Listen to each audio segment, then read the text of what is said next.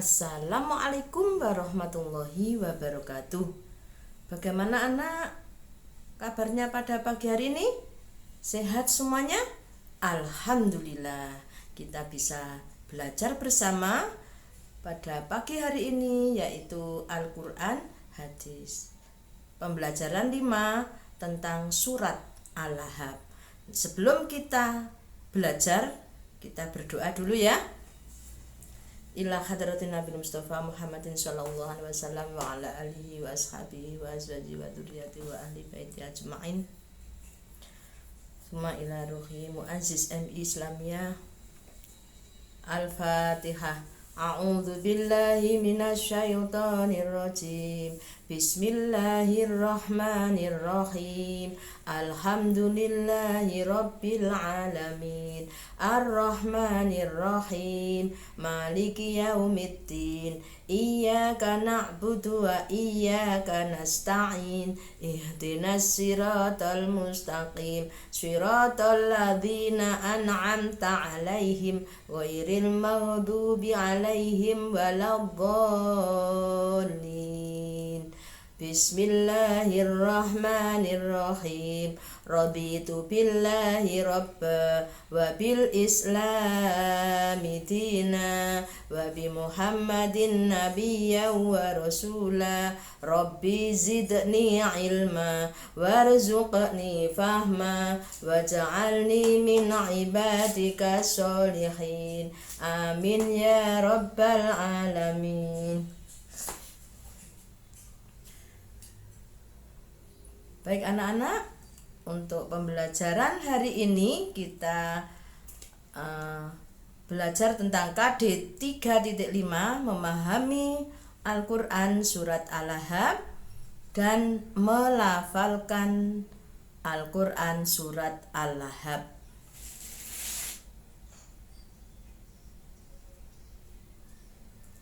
Pembelajaran 5 surat Al-Lahab. Nah, surat Al-Lahab ini ada 5 ayat,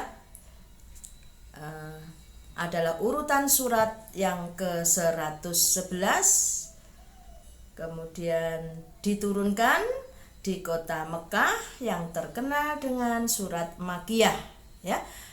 Nah, pada waktu penurunan surat Al-Lahab ini ketika Rasulullah Shallallahu Alaihi Wasallam berada di berdakwah di Bukit Sofa. Surat Al-Lahab ini disebut juga surat Al-Masad. Al-Lahab artinya gejolak api.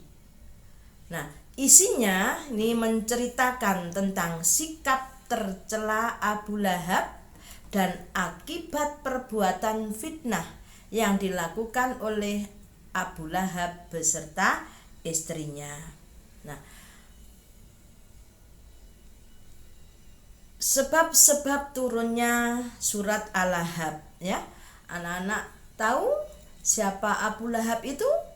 Abu Lahab adalah paman Rasulullah ya.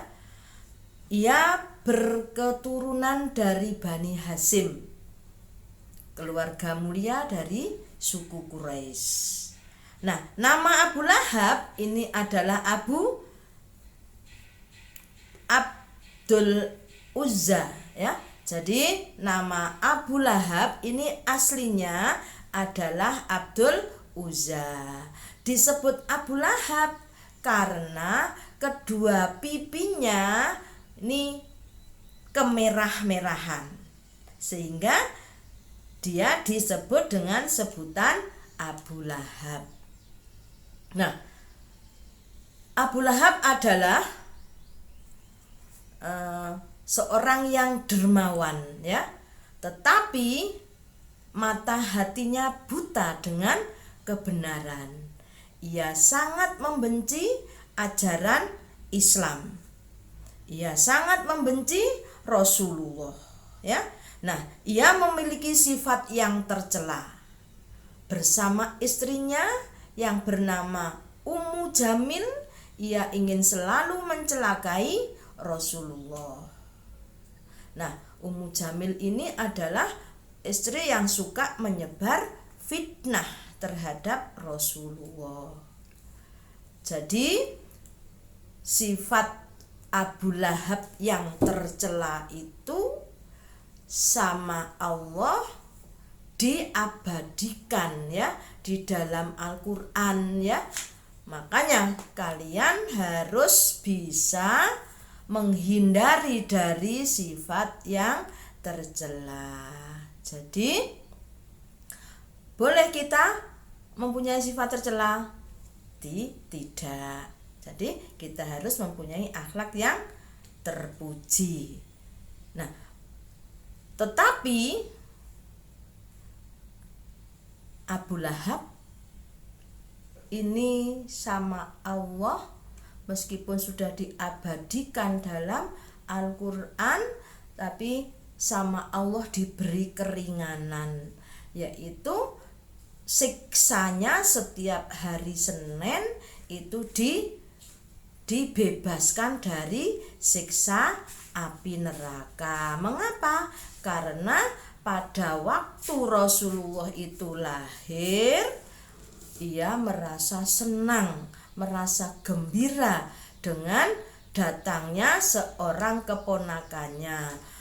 Dia merasa senang, merasa bangga. Nah, merasa senang, merasa bangga terhadap kelahirannya itu pun sama Allah diampuni dosanya dan dibebaskan siksanya dari api neraka setiap hari Senin.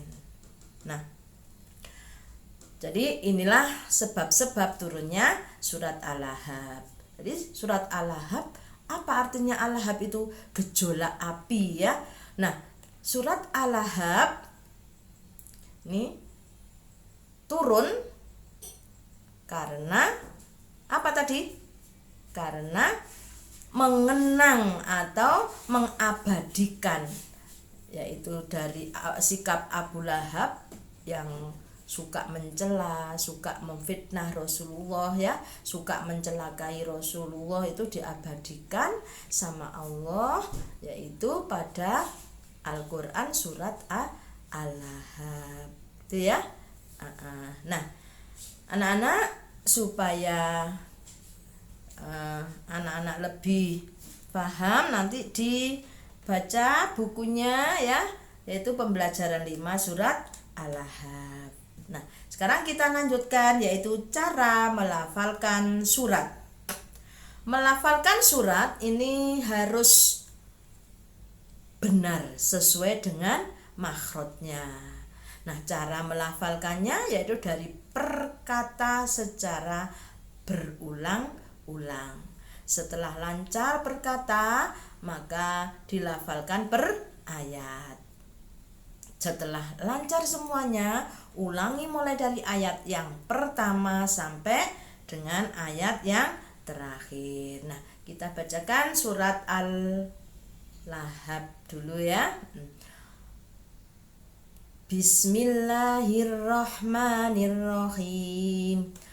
Tabbat yada abi lahabi wa tab, ma aghna anhu maluhu wa ma kasab, sayasla naran dzata lahab, wamra'atuhu hammalatal hatab, fi jidha hablum mim masad.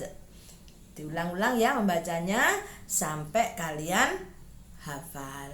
Nah, mungkin pembelajaran pada pagi hari ini Ibu cukupi sekian. Jangan lupa belajar terus ya, jaga kesehatan, tidak boleh bermain banyak-banyak, bermainnya sedikit saja ya.